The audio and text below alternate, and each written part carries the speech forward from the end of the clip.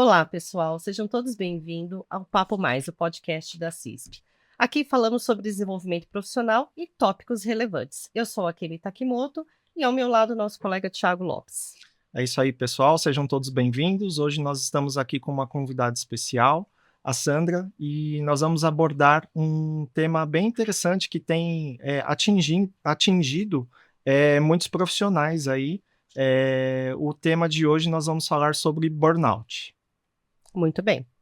Além disso, a gente também vai comentar sobre como funciona a gestão de pessoas na Embeleze, a empresa onde a Sandra é diretora de recursos humanos, após uma longa jornada profissional de graduação em psicologia. Pode falar um pouquinho para a gente, Sandra? Seja muito bem-vinda. Obrigada, um prazer estar aqui, obrigada pelo convite, Adolfo também, ter me convidado, é um prazer, espero contribuir e ser relevante o que nós vamos conversar hoje.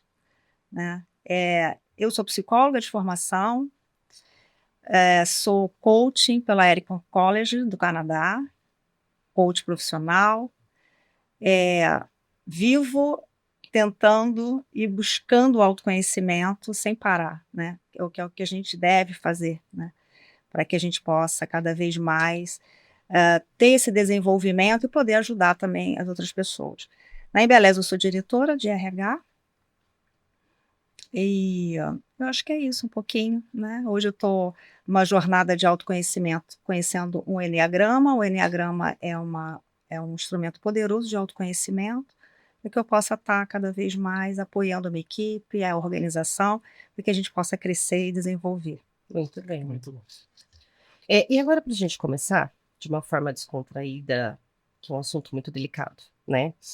Como que você, Thiago, gerencia seus momentos de estresse na área profissional de uma forma mais leve? Ela está sendo avaliada. Certo. Fica difícil, hein? Assim, eu sou muito racional. Eu tenho muito pé no chão, assim, eu sou muito seguro nessa questão. Mas eu tenho um porém que quando eu me estresso, eu não posso alimentar muito isso, que eu perco um pouco o foco da coisa, sabe? Então, assim, tenho que tomar um café, tenho que parar e dar uma respirada, porque senão acaba entrando em parafuso, né?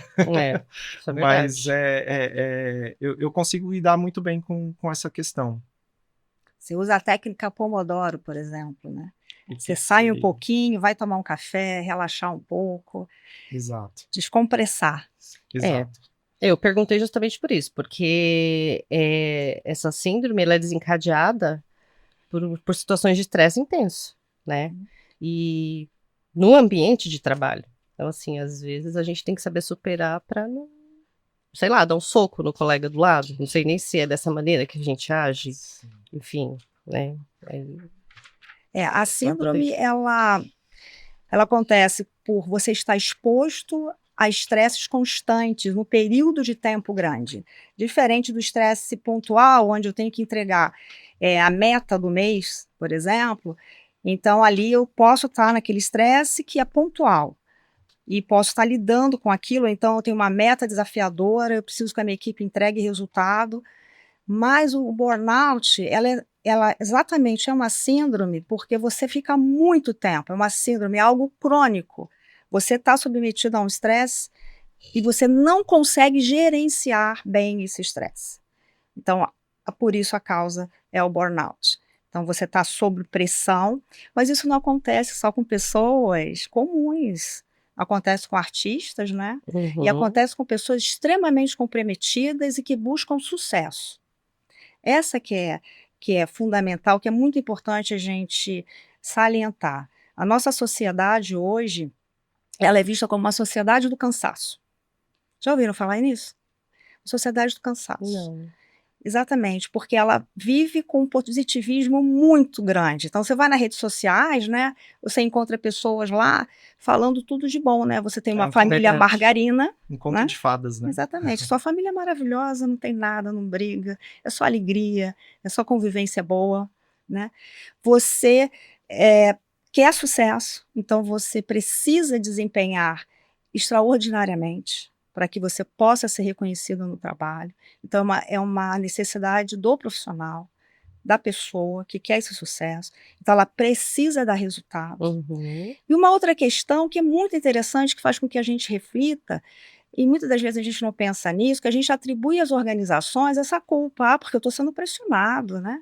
É porque o meu chefe, ou porque o meu gestor, ou porque o meu colega. Eu estou sendo pressionado pela empresa, mas não é só a empresa que está te cobrando, é a sua autocobrança, né? A gente não para A gente pensar não nisso. percebe nisso, né? Então, você quer buscar tanto sucesso profissional, e aí o burnout especificamente com o trabalho, é algo ocupacional, e que você acaba se sendo a vítima e o algoz. Às vezes Interessante, né? o nosso próprio estilo de vida acaba acarretando para que o burnout ocorra, né. É, porque essa busca incessante do sucesso, de alto desempenho, de entregar muito, né, faz com que você desequilibre sua vida pessoal da vida profissional. E esse desequilíbrio, gera um mau gerenciamento desse estresse, por isso o burnout. Certo. Sandra, e com relação ao burnout, como que ele se diferencia dos outros tipos de estresse? Uhum. Acho que a gente já falou um pouquinho aqui que o estresse pode ser pontual, né? Você pode ter uma cobrança para entregar um resultado no final do mês, por exemplo. Uhum. E aí você ficar muito estressado com aquilo, mas aquilo depois passa. Ou então você tem grandes desafios, você tem um projeto novo, um super desafio, e você precisa entregar aquele desafio com a sua equipe. Então, essa aqui é a diferença. Os estresses pontuais e do estresse que é longo, que é constante, que você se autocobra muito e que você precisa mostrar que você é bom, que você é competente, que você tem um desempenho alto, né. A Katy Perry, por exemplo, ela passou por isso, né. Uhum. Ela quando ela adquiriu sucesso, ela precisou é mais sucesso, é mais sucesso, é mais Uhum. sucesso, daqui a pouco para tudo, porque a coisa não tá boa, né. Então você não consegue mais entregar inclusive. Aquela questão do apagão, porque teve uma repórter que ela teve um apagão no meio da ela estava apresentando, né, o Uhum. programa e ela apagou.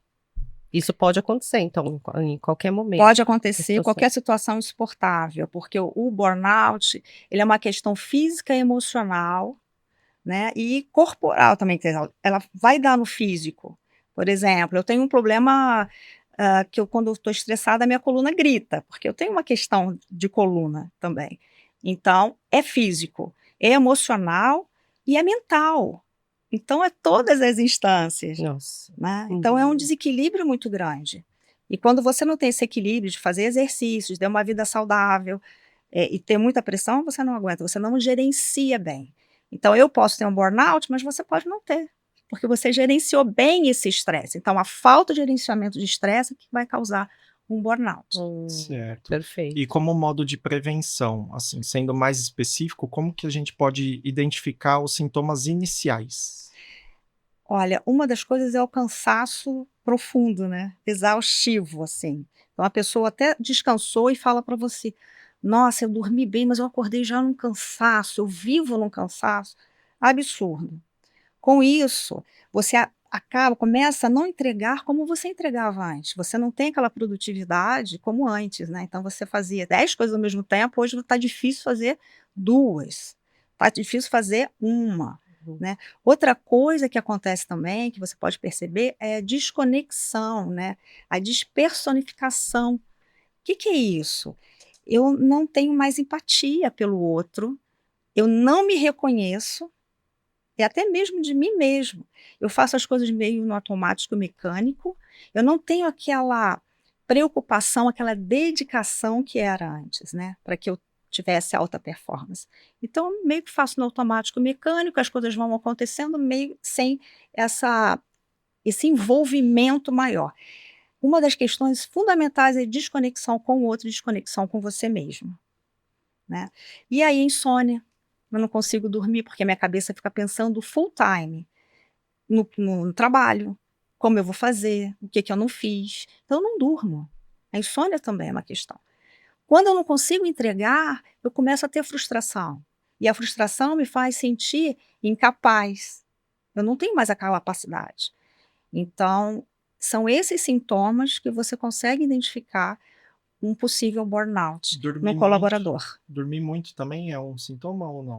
Não, dormir normalmente muito, você pode estar fugindo de alguma coisa, talvez.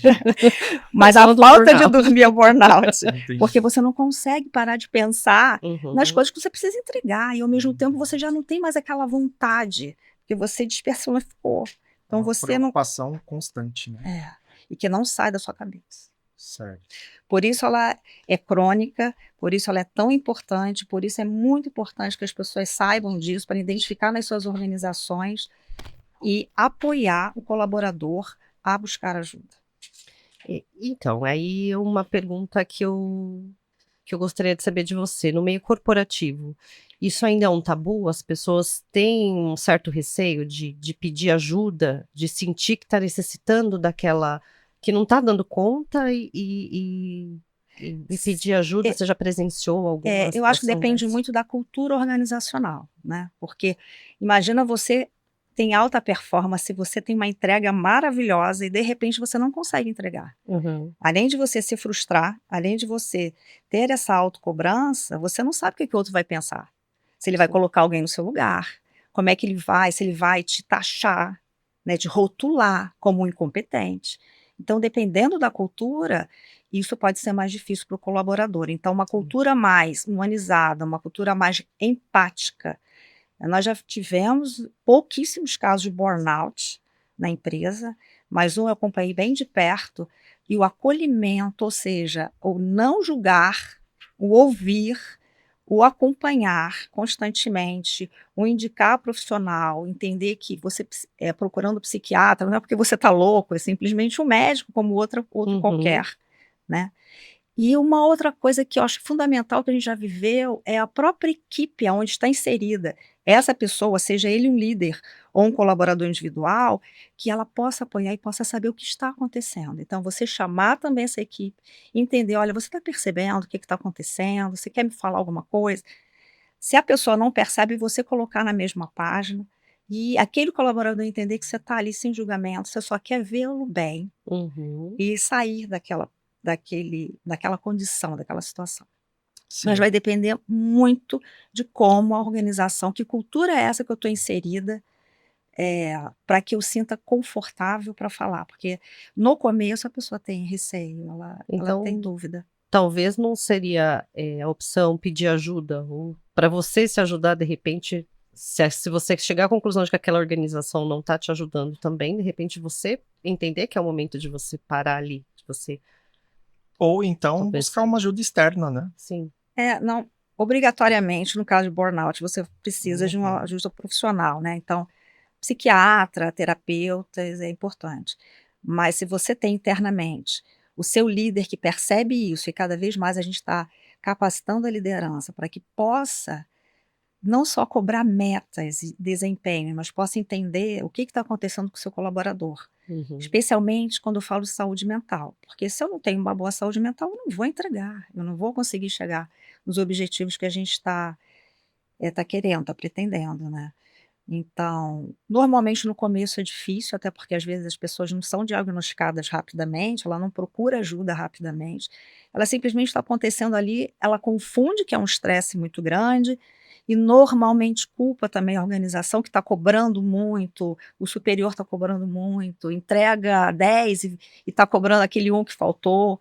Então, ter um RH acolhedor que possa entender e que possa apoiar não só a essa pessoa que está passando por isso, líder ou não líder, e a equipe onde ela está inserida, isso é muito importante, porque imagina, o RH, a função dele é apoiar todos os colaboradores, especialmente a liderança, para que ela possa suportar esse tipo de coisa. Uhum. Só que hoje em dia as pessoas ainda não sabem exatamente, elas acham que esse papel, muitas das vezes, é de RH. Não é só do RH. O RH está ali para apoiar, mas é um papel da liderança. Ela precisa perceber o que está acontecendo na sua equipe. Precisa ser um líder conector, um líder que ouve. Então, nesse momento, ouvir, acolher e poder indicar, né? Porque você, enquanto RH numa organização, você não pode fazer isso. Mas você indicar para que procure um médico, para que o médico possa organicamente verificar o que está acontecendo quimicamente, as reações químicas no seu corpo, isso é muito importante. Uhum. Né? Sandra, e com relação à recuperação e o tratamento, quais passos são recomendados? eu acho que depois que você passou lá, né, pelo médico e terapia, eu acho que é mudança tanto da organização quanto do colaborador de mindset.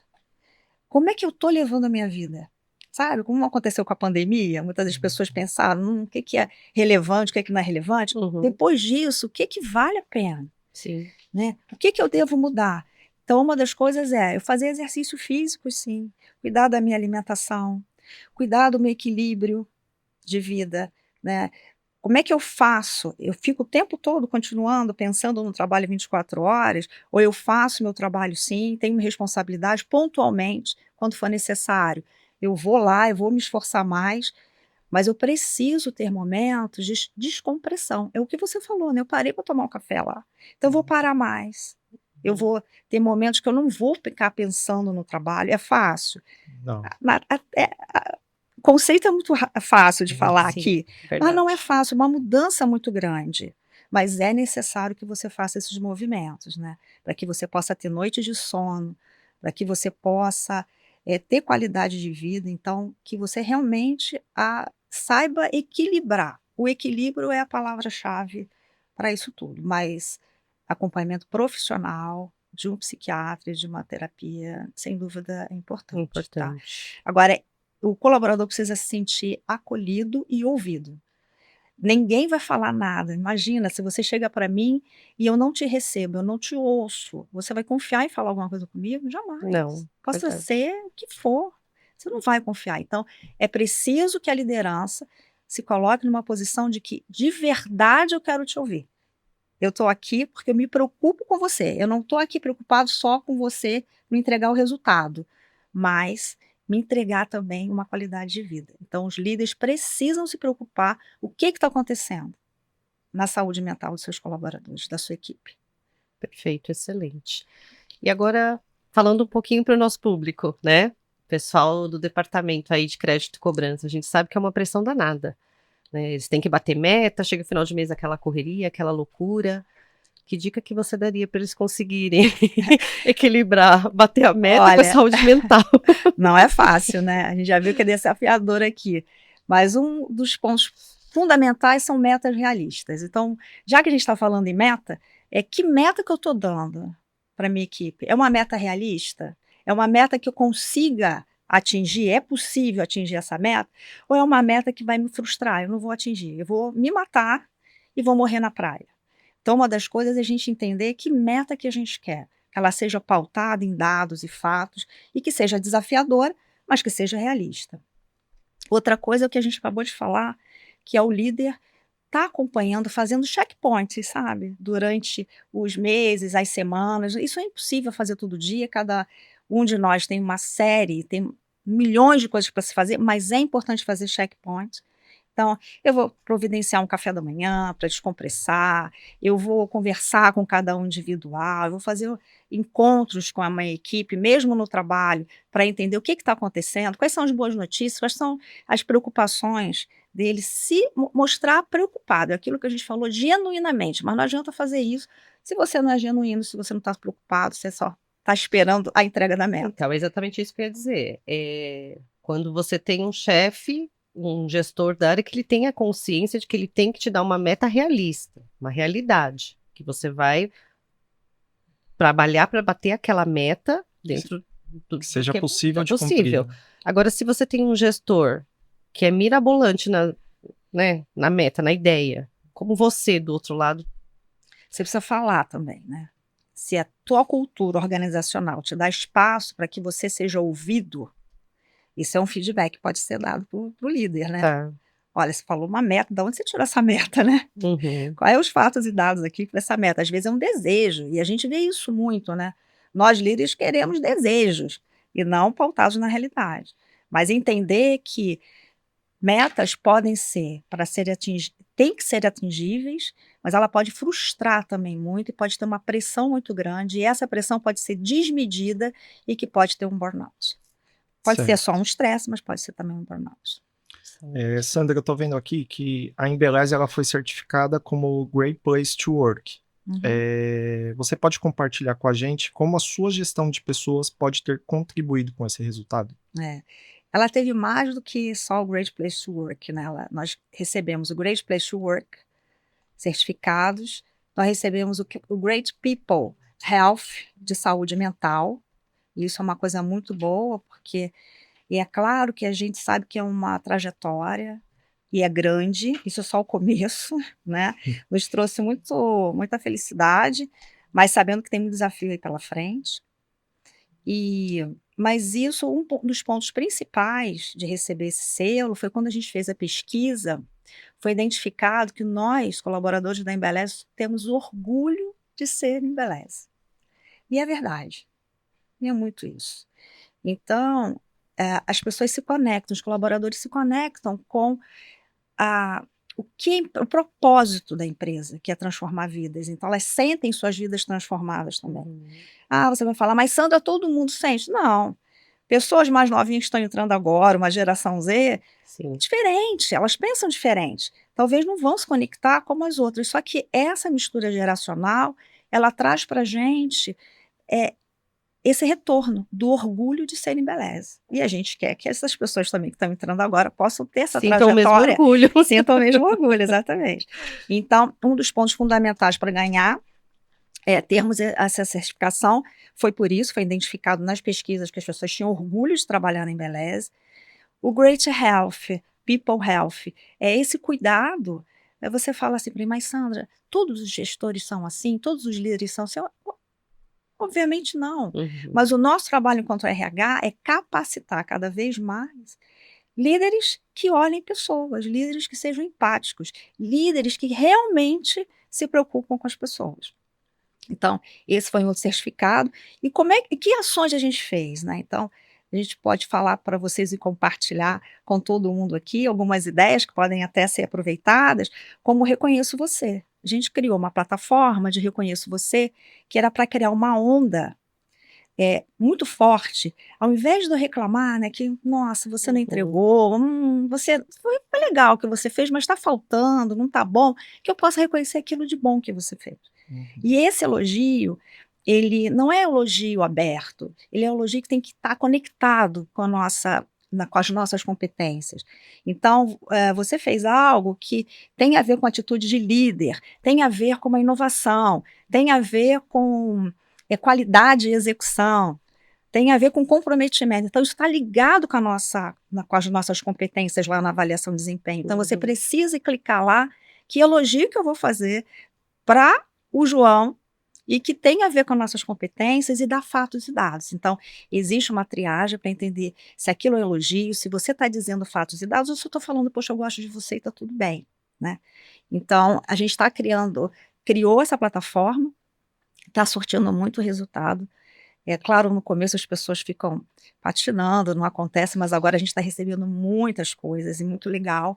Então, é criar essa cultura de olhar e falar quantas coisas boas a gente faz, porque a gente, enquanto líder, também acha que falta muito, né? Que a gente faz pouco, mas também reconhecer isso, que a gente faz muitas coisas boas. Então, isso a gente se inspirou também num lugar na África do Sul, que existe uma tribo chamada Savabana. E essa tribo, ela tem o hábito de pegar pessoas que fazem coisas não tão boas, ou que tiveram atitudes ruins, algumas pessoas da tribo pegam essa pessoa e falam para ele o seguinte, vamos lembrar aqui de tantas coisas boas que você fez. Então é um pouco desse sentimento de que as pessoas essencialmente são boas, mas as coisas vão acontecendo e elas vão fazendo coisas que não são tão boas assim. Ou porque elas têm uma necessidade ou necessidade do sucesso, seja lá o que for. Então, mostrar que, essencialmente, todos nós, humanos, somos bons. Mas o que acontece para que a gente não faça sempre o que devemos fazer, o que é correto fazer? Então, nós esperamos nessa tribo também, lá da África do Sul, e que faz isso, que eu falei, olha, que incrível, né, gente? Como a gente acaba esquecendo. Quantas vezes vocês já elogiaram hoje alguém? Eu acho que não. Acho que aqui no podcast rolou um assunto que a gente fez um elogio para o nosso trabalho. Com o Joaquim. Fomos elogiados, vamos dizer assim. Foi. Mas é legal. Aconteceu. Eu acho que é isso. As organizações precisam lembrar de elogiar, de comemorar. de comemorar as coisas boas. Eu não atingi a meta, mas cheguei lá em 95%. Eu não Sim. devo comemorar? Porque Sim. senão frustra muito, e essas frustrações que geram as doenças mentais, né. Então uma das coisas, foi isso que a gente criou. Nós criamos um canal, de transparência em Beleze, olhando também a questão de compliance, de um canal seguro, que não tivesse na nossa rede interna, que fosse totalmente à parte, para que as pessoas se sentissem seguras. Olha, não foi uma coisa ética. Olha, eu vi, presenciei algo que tem a ver com assédio, seja moral, seja sexual, seja o que for. Uhum. Ou até simplesmente o que já aconteceu, né? Por que que nós, mulheres, que estamos numa linha de produção, e precisamos ser sensíveis, delicadas em colocar lá, ah, numa caixa de produto, por exemplo, de tintura, colocar lá a bula, colocar a luva, colocar todo o produto, e nós somos mais sensíveis, nós somos mais atenciosas, mais delicadas. E por que que há diferença salarial daquela pessoa que fica lá na ponta, que é um homem, que só fecha a caixa e coloca no palet? Foi a primeira denúncia que nós tivemos no canal. E foi super relevante. Então, essa desigualdade também de achar que a mulher é mais frágil, e ela é tão importante. Sim. Na Sim. linha de produção, a maioria são mulheres, porque tem essa sensibilidade, essa característica. Isso não quer dizer que é melhor do que os homens ou que os homens são melhores do que as mulheres, mas sim são características importantes, Exato. e é colocar o colaborador no lugar mais adequado que ele, Uhum. para fazer o melhor dele, para atingir resultados extraordinários, né? Então, são essas coisas pequenas, médias e grandes, não importa o tamanho que tenha, mas que faz toda a diferença. Então, esse canal tem sido um canal usado e tem sido muito produtivo. E é claro que tem muita coisa pela frente. Agora, ontem, a gente acabou de lançar para os franqueados de todo o Brasil, do Instituto Embeleze, que é onde nós formamos profissionais de beleza. Então, nós estamos dando acesso na nota fiscal dos nossos produtos, sai lá o site para que o cliente, quando receba, se entendeu que aquilo tem alguma coisa fora de ética, da ética, daquilo que a gente combinou, daquilo que a gente prega, que ele possa se sentir à vontade. Então, a gente divulga muito amplamente nos canais internos e externos, na intranet, na internet. E agora a gente vai fazer outras ondas, que é falar um pouco com os principais clientes, falar com os principais fornecedores e parceiros, porque a gente quer realmente que isso seja uma cultura de transparência, de lealdade, de bom relacionamento, de boa convivência, não só para os colaboradores, mas também para todos os stakeholders, né? Então a gente já falou do Reconheço Você, a gente já falou do canal de transparência, desenvolvimento de liderança, né, para que eles estejam Uhum. preparados para suportar realmente isso que a gente está vivendo agora, dessa sociedade do cansaço, né, dessa questão do sucesso, de metas extraordinárias o tempo todo, de cobranças excessivas, para que eles possam ser mais humanos, para que eles deem suporte às suas equipes, né, então isso é constante. E assim, a gente preza bastante pela transparência e por esse cuidado do colaborador. Hoje mesmo nós tem uma pessoa que tem mais de quase 40 anos de empresa, uma colaboradora muito especial, nos ajuda muito, e ela está se desligando da empresa. Nosso presidente estava na fábrica, estava lá tomando café da manhã, eu recebi, vindo para cá. Isso é humanizado, isso é uma empresa humanizada. Uhum. Não vai ter cobrança? Claro que vai, mas eu também vou me preocupar que aquela cobrança não venha a gerar um problema mental, Sim. Sim, né? Então, verdade. essa é a preocupação, é humanizar. A cobrança, claro, ela tem que existir, mas tem que saber a A forma dose, como né? abordar, né? A Exato. dose. É a dose, exatamente. É A saber dose. como dosar a cobrança, né? Eu cobro, mas eu apoio, né? Eu também percebo o que está acontecendo. Então, se alguém não está muito bem na equipe, eu, né, avalio. Uhum. Uma outra questão que a gente implementou, que é super importante, que eu acho que a gente fala o tempo todo, é o trabalho híbrido também, né? Então, para a área administrativa, que é possível fazer isso, na verdade, nem sempre é possível, mas na área administrativa na produção não, né? Não tem como, Sim.